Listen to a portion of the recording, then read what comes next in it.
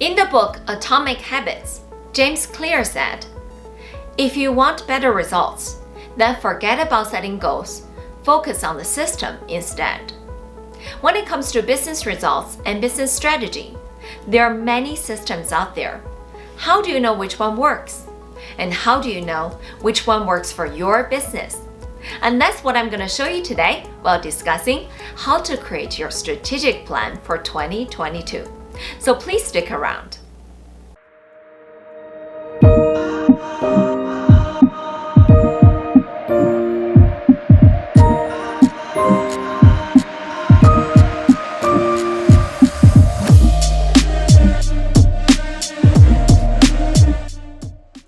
Hi everyone, welcome.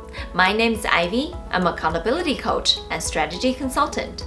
My mission is to help entrepreneurs and leaders achieve goals and deliver results. The quote from James Clear earlier meaning that if you are unhappy with the results, instead of setting new goals, you probably want to take a look at the system you used to achieve those results. Quite often, the issue is in the execution. We're now approaching end of 2021. You're probably in the middle of year-end business review and reflection. Now is a great time to look at the system you used this year to execute your strategy. I very much promote the accountability mindset and focusing on the outcome. Before go ahead and adapting an existing system and follow through the steps, it's better to think about what are the outcomes that you desire to achieve. Then look at the activities in order to help you achieve those outcomes. And that's how I plan an effective business strategy. For today's topic, how to create a strategic plan for 2022. For me, there are 4 outcomes I want to achieve when I create a strategic plan. Those are clarity, focus, ideation, and preparation. And let's get into it. The first outcome is clarity of the business direction. When it comes to business direction, it meaning the business vision, mission, and core value. Those are the description of a future state of the business, and they represent the direction business is going towards. The purpose of strategic planning is to help the business step by step realize the business vision. So the strategic plan needs to align with the direction the business is heading towards. That's why we need to get clarity of the business direction first, while developing a strategic plan. Typical activities to achieve clarity of direction in the strategic planning process are reviewing the business mission and mission statement, and strategic analysis to get a status quo of the business.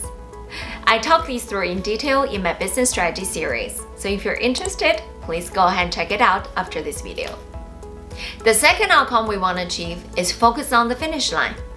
Just as if we're getting ready to start a race, we're focusing on that finish line we'll eventually cross. What does a finish line look like?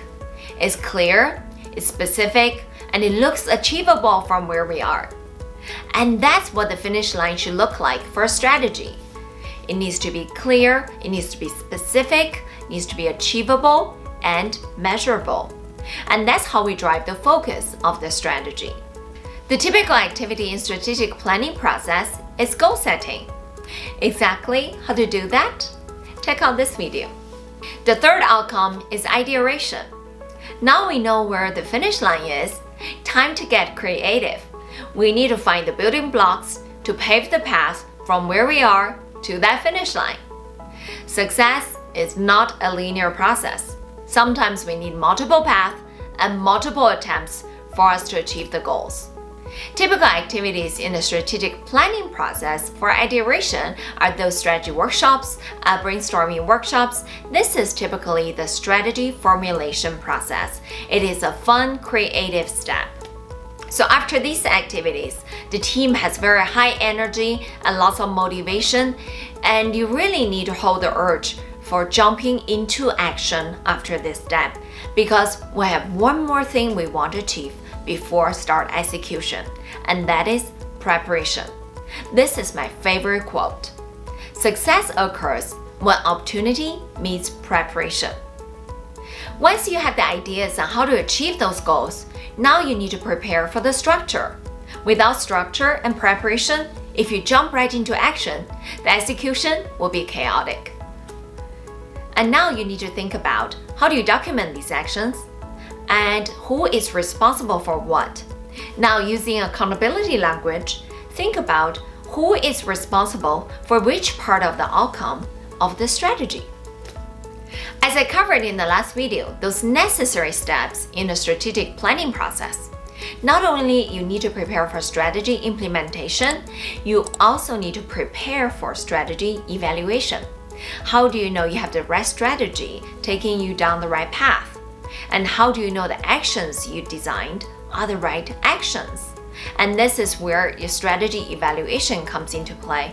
You need to know how often you evaluate your strategy and how do you evaluate your strategy.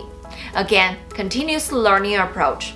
Learn from your own experience and keep moving forward towards the goal. So clarity, focus, ideation, and preparation. These are the things I focus on when I develop a strategic plan. I do this for my business and my clients' business strategy. Comment below and let me know which one of these 4 you find most helpful.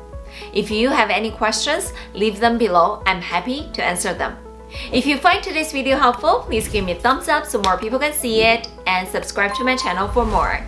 Thank you for spending time. I'll see you in the next one.